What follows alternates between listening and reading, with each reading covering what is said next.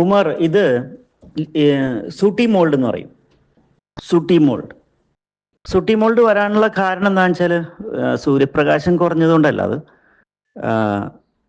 സൂര്യപ്രകാശം കുറയാന്ന് വെച്ചാൽ ചിലപ്പോൾ മേൽഭാഗത്ത് മരങ്ങളോ മറ്റെന്തെങ്കിലും ചെടികളൊക്കെ ഉണ്ടായിരിക്കും. അപ്പോൾ ആ മരത്തുമ്മൽ ഈ പുൽച്ചാടി കീടങ്ങൾ, ആഫിഡ്സ്, മീലി ബഗ്സ് ഇതൊക്കെ ഉണ്ടായിരിക്കും കൂടുതൽ. അങ്ങനെ വരുമ്പോൾ അവരുടെ ശരീരത്തിൽ നിന്ന് ഒരു ഹണി ഡ്യൂ പോലെ, ഒരു തേൻതുള്ളി പോലെ അവരെപ്പോഴും പുറപ്പെടുവിച്ചുകൊണ്ടിരിക്കും. അത് ഇലകളിലേക്ക് വീഴുന്നു. ഒരു ഇലയിൽ നിന്ന് മറ്റൊരിലയിലേക്ക് ഇങ്ങനെ തുള്ളി തുള്ളിയായിട്ട് വീണുകൊണ്ടിരിക്കും. അത് നിങ്ങളുടെ ചെടിയിലേക്ക് വന്ന് വീഴുന്നു.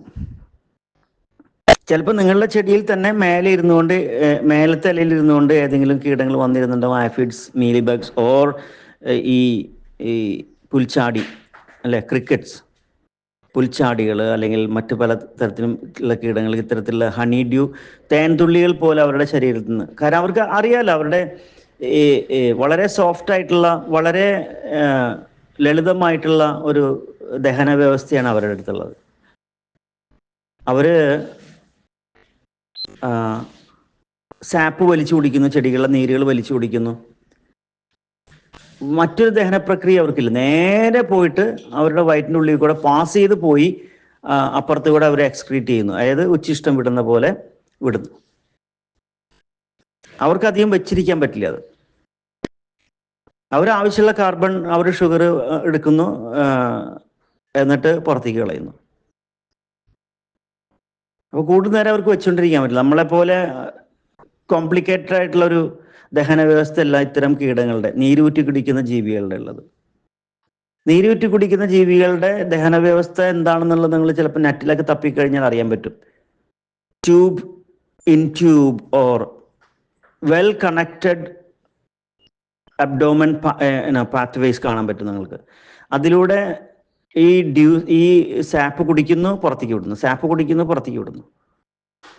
ഇതാണ് അവരുടെ സ്വഭാവം. അപ്പോൾ അതിൽ ഈ ചെടികളുടെ ബ്രിക്സ് കൂടിയിട്ടുള്ള സമയത്ത്, ബ്രിക്സ് കൂടിയിരിക്കുകയാണെങ്കിൽ, ചെടികളുടെ പച്ചപ്പ് കൂടിയിരിക്കുകയാണെങ്കിൽ, അല്ലെങ്കിൽ ചെടിയിൽ കൂടുതൽ കാർബോഹൈഡ്രേറ്റ്സ് ഏറ്റവും നല്ല അളവിൽ മേന്മയിൽ ഉണ്ടായിരിക്കുന്ന സമയത്താണെങ്കിൽ അവർക്ക് കഴിക്കാൻ പറ്റില്ല. ഈ ഫോട്ടോസിന്തസിസ് നടന്നിട്ട് ആണല്ലോ കാർബോഹൈഡ്രേറ്റ്സ് ഉണ്ടാക്കുന്ന ചെടി. അതിൻ്റെ ക്വാളിറ്റി കൂടുക പറയും, അതിൻ്റെ പവർ കൂടുക, അതിൻ്റെ കോംപ്ലക്സിറ്റി കൂടുക. അങ്ങനെ വരുമ്പോഴാണ് അങ്ങനെ ആ കാർബോഹൈഡ്രേറ്റ്സ് നിരന്തരമായിട്ടുണ്ടായി ചെടി ആമിനോ ആസിഡ്സ് ഉണ്ടാക്കിയെടുക്കുന്നു. ആമിനോ ആസിഡ്സ് ഉണ്ടാക്കി കഴിഞ്ഞാൽ എല്ലാ തരത്തിലും 20 വളരെ എസെൻഷ്യൽ ആയിട്ടുള്ള 20ഓളം ആമിനോ ആസിഡ്സ് ഉണ്ടല്ലോ. അതെല്ലാം പിന്നെ പലതരത്തിൽ പ്രോട്ടീനുമായി ബന്ധപ്പെട്ട് പ്രോട്ടീനുമായി കണക്ട് ചെയ്ത്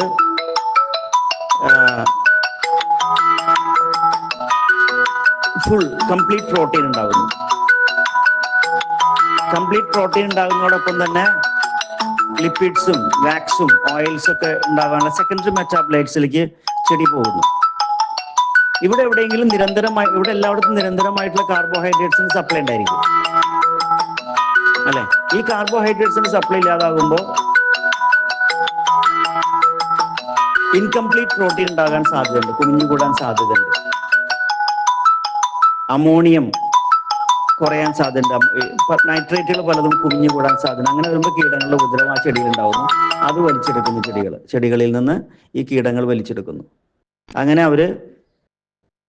അവരുടെ സാപ്പ്, അവർക്ക് ആവശ്യമുള്ള ഭക്ഷണം, ഏറ്റവും വീക്കായി നിൽക്കുന്ന ചെടികളിലെ ഈ സാപ്പാണ് ഈ കീടങ്ങൾക്ക് ആവശ്യം. അതേസമയം ബ്രിക്സ് വർദ്ധിച്ചിട്ടുള്ള ചെടികളിൽ നിന്ന് ഇവർ കഴിച്ചു കഴിഞ്ഞാൽ അവരുടെ ദഹന വ്യവസ്ഥ തകർന്നു പോകും. അവർക്ക് കഴിക്കാൻ പറ്റില്ല. ഒരു പ്രാവശ്യം വലിച്ചു കൊടുക്കില്ല, പിന്നെ അവർ പറന്നു പോകുള്ളൂ. ഇതാണ് ബ്രിക്സ് വർദ്ധിച്ചുള്ള ഗുണം. എനിവേ, അപ്പോൾ ഈ സ്വഭാവം മനസ്സിലായല്ലോ, എല്ലാ വിഷയങ്ങളും മനസ്സിലായില്ല അതുമായി ബന്ധപ്പെട്ട. അപ്പോൾ അങ്ങനെ വരുന്ന സാപ്പുകൾ, ആ നീര് തേൻതുള്ളികൾ പോലെ, മുഴുവൻ കാർബോഹൈഡ്രേറ്റ്സ് ആണല്ലോ, ഷുഗർ ആണല്ലോ, അത് മുഴുവൻ മറ്റു ഇലകളിലേക്ക് വന്ന് വീഴുന്നു അവരുടെ ശരീരത്തിൽ നിന്ന്.